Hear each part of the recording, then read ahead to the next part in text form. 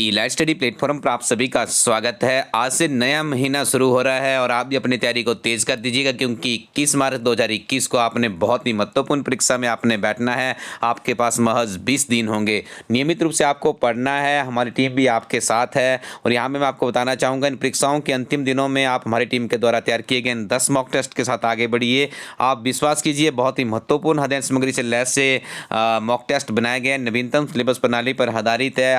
OMR seat भी यहाँ पे हार्ड कॉपी के फॉर्म में है, तो आप इन मॉक टेस्ट को प्राप्त कर सकते हैं elasticco.in वेबसाइट से।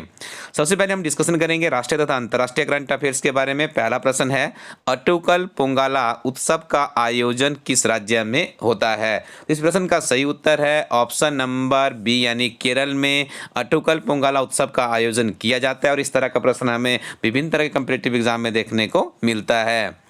हाल ही में भारत के किस पड़ोसी देश द्वारा लालटेन महोत्सव मनाया गया? देखिए, चीन पाकिस्तान में यदि कोई घटना घटित हो या कोई उत्सव हो जो कि हमारे समाचार पत्रों की सुर्खियों में भी रहा हो, तो प्रश्न हमारे लिए इंपॉर्टेंट बन जाता है। तो ये प्रश्न कुछ उसी तरह के फैक्ट्स पर आधारित है। तो आपको बताना है लालटेन महोत्सव का आयोजन कहाँ पर किया जाता है। तो आपको बता दें, इस प्रश्न का सही उत्तर है ऑप्शन नंबर बी, चीन में इसका आयोजन किया जाता है। मूडीज के पूर्वानुमान के अनुसार 2021-22 में भारत की जीडीपी विकास दर कितने प्रतिशत रहने का अनुमान लगाया गया है? देखिए, मूडीज का ये पूर्वानुमान है और ये कहा गया है कि भारत की जो जीडीपी ग्रोथ रेट है 13.5% रहने का अनुमान लगाया गया है। देखिए, कितनी खतरनाक मैं कहूँगा ग्रोथ यहाँ पे देखने को मिल रही है। इस तरह से यदि 12-13 के बीच में यदि हमारा देश की जीडीपी बढ़ती है तो देश के लिए एक अच्छा संकेत हो सकता है। कोवैक्स योजना के माध्यम से मुफ्त कोविड टीकों का बैच प्राप्त करने वाला पहला देश कौन बना है? तो इस देश का नाम है घाना। आपको याद रखना है, साथ में याद रखिए, घाना कोवैक्स पहल के माध्यम से मुफ्त कोविड टीका खुराक का एक बैच प्राप्त करने वाला पहला देश बन चुका है। बहुत ही महत्वपूर्ण प्रश्न है, आप अच्छे से रिमेंबर रखिएगा। भारत का पहला डिजिटल विश्वविद्यालय कहाँ पर स्थापित किया गया है? देखिए, भारत का पहला डिजिटल विश्वविद्यालय स्थापित किया गया है केरल में। ऑप्शन नंबर डी इस प्रश्न का सही उत्तर है। और जब भी कोई पहली चीज होती है तो हमारे लिए बहुत ही महत्वपूर्ण होती है। 27 फरवरी 2021 को भारत के मुख्य चुनाव आयुक्त सुनील अरोड़ा ने कितने राज्यों तथा केंद्र शासित प्रदेशों में विधानसभा के चुनाव की तिथियों का ऐलान किया है?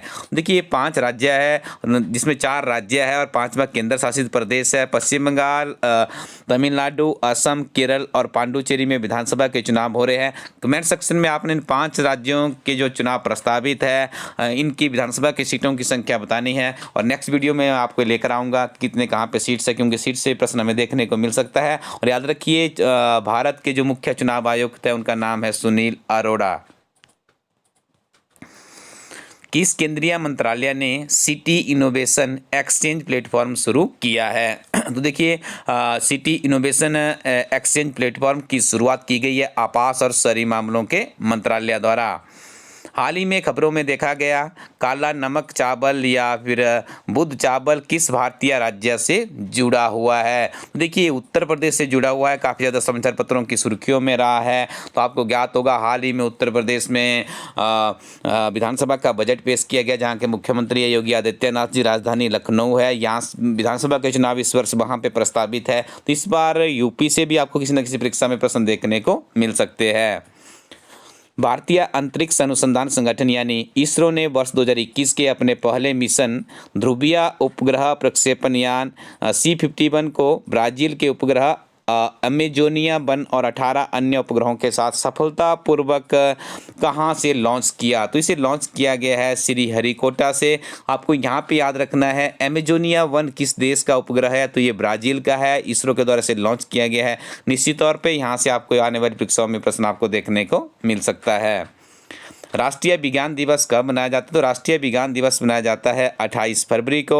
और वर्ष 1928 से ही देश के जो प्रख्यात वैज्ञानिक थे सर CB रमन के रमन प्रभाव की खोज के कारण इस दिवस को मनाने की शुरुआत की गई थी। इस वर्ष का थीम क्या है ये आपको कमेंट सेक्शन में बताना है, नहीं तो नेक्स्ट डे के वीडियो में लेकर हम आपके लिए इसको आएंगे। आगे डिस्कशन करेंगे हिमाचल प्रदेश के बहुत ही महत्वपूर्ण करंट अफेयर्स के बारे में। पहला प्रश्न है, हिमाचल प्रदेश में कितने नगर निगम तथा नई पंचायतों का गठन किया गया है? तो देखिए, हिमाचल प्रदेश में 3 नए नगर निगम बनाए गए हैं, 412 नई पंचायतें बनाई गई है। शिवधाम का इनॉग्रेशन करने के लिए जब माननीय मुख्यमंत्री जयराम ठाकुर जी शिमला मंडी आए हुए थे, शिवधाम के चरण 1 का इनॉग्रेशन शिलान्यास किया गया अभी, ठीक है। तो वहाँ पर उन्होंने अपने भाषण में कहा था कि हमने 3 नगर निगम बनाए हैं और 412 नई पंचायतें बनाई है। तो ये फैक्ट भी आप लोग याद रखिएगा। मुख्यमंत्री जयराम ठाकुर ने शेरी मंच पर शिवधाम और बहुमंजिला पार्किंग व शॉपिंग कॉम्प्लेक्स का शिलान्यास कब किया? ये जो शिवधाम है ये चरण 1 में आएगा, ठीक है जी। तो इसका इनॉग्रेशन किया गया 27 फरवरी 2021 को। शिवधाम का निर्माण कांगनीधार में 9.5 हेक्टेयर भूमि पर किया जाएगा, जबकि पार्किंग व शॉपिंग कॉम्प्लेक्स यू ब्लॉक में बनेगा। बहुत ही महत्वपूर्ण फैक्ट है। हिमाचल प्रदेश से संबंध रखने वाली सुषमा वर्मा और हरलीन देओल का संबंध किस खेल से है? देखिए, क्रिकेट से संबंध है इन दोनों का। ऑप्शन नंबर डी सही उत्तर है। हाल ही में जो दक्षिण अफ्रीका के लिए टीम जा रही है उसके लिए इनकी सिलेक्शन हुई है। सुषमा वर्मा विकेटकीपर है, बल्लेबाज भी है, और हरलीन देओल भी काफ़ी फेमस खिलाड़ी है। तो दोनों हिमाचल प्रदेश से इनका संबंध है और ये महिला क्रिकेट अंतर्राष्ट्रीय स्तर की खिलाड़ी है। सतलुज बेसिन में 769 झीलें, चिनाब बेसिन में 254 झीलें तथा रावी व ब्यास बेसिन को मिलाकर कुल कितनी झीलें हैं? तो इनका आंकड़ा है 1600, तो याद रखिएगा। Next one is, Himachal Pradesh के किस महिला का चयन भारतीय शूटिंग टीम में हुआ है? तो इनका नाम है रचना ठाकुर। रचना ठाकुर के बारे में आपको ये फैक्ट भी याद रखने हैं। केंद्रीय रिजर्व पुलिस बल की सहायक उप निरीक्षक रचना ठाकुर का भारतीय शूटिंग टीम में चयन किया गया है। कादरपुर गुरुग्राम स्थित सीआरपीएफ के समूह केंद्र में तैनात रचना अपनी शूटिंग प्रैक्टिस करती है। मूल रूप से रचना ठाकुर मंडी जिला के द्रंग विधानसभा क्षेत्र के बालू गांव की रहने वाली है और इनकी शादी कुल्लू में हुई है। सारे फैक्ट आपको याद रखने होंगे, काफ़ी महत्वपूर्ण फैक्ट है। अब आपको कुछ नहीं करना है, आपको इस वेबसाइट पे जाना है elaststudy.co.in पे, और इस वेबसाइट में GOET की किताब अमेंडेड संशोधित किताब हमारी टीम के द्वारा अपलोड कर दी गई है और आपको अपने नज़दीकी शॉपकीपर के पास भी मिल जाएगी। अभी भी आपके पास में आप इस किताब के साथ में अपनी तैयारी को आगे बढ़ा सकते हैं। किताब को परचेज करने से पहले डिस्क्रिप्शन में जाइए, किताब के कंटेंट चेक कर लीजिए। बहुत ही महत्वपूर्ण अध्ययन सामग्री इस किताब में लेस की गई है। जो पिछले एडिशन में कुछ त्रुटियां रह गई थी उन्हें भी संशोधित कर दिया गया है। तो जो नए अभ्यर्थी इस किताब के साथ में अपनी तैयारी को आगे बढ़ा सकते हैं। और आपको 1 वर्ष के करंट अफेयर्स अच्छे से पढ़ने हैं, क्लर्क से लेकर एचएस तक की परीक्षाओं के लिए आपके लिए उपयोगी होंगे। हिमाचल प्रदेश के डे टू डे के करंट अफेयर्स, गीरा समाचार पत्र का वर्ष भर का सारांश, राष्ट्रीय व अंतर्राष्ट्रीय डे टू डे के करंट अफेयर्स, कुल मिला के 365 दिनों के 7000 प्लस का क्वेश्चन बैंक आपको इस किताब में मिलेगा। बहुत ही महत्वपूर्ण अध्ययन सामग्री इस किताब में है। आने वाली परीक्षाओं के लिए आप इस किताब के साथ में अपनी तैयारी को आगे बढ़ाइएगा। साथ में आपको और भी बहुत सी महत्वपूर्ण किताबें हमारे इस प्लेटफॉर्म पे मिलती है। इन किताबों के साथ आप यदि नियमित रूप से पढ़ते हैं तो निश्चित तौर पे इस वर्ष आपको सरकारी नौकरी के आप बहुत करीब पहुंच सकते हैं। Thank you very much. Keep watching इला स्टडी यूट्यूब चैनल।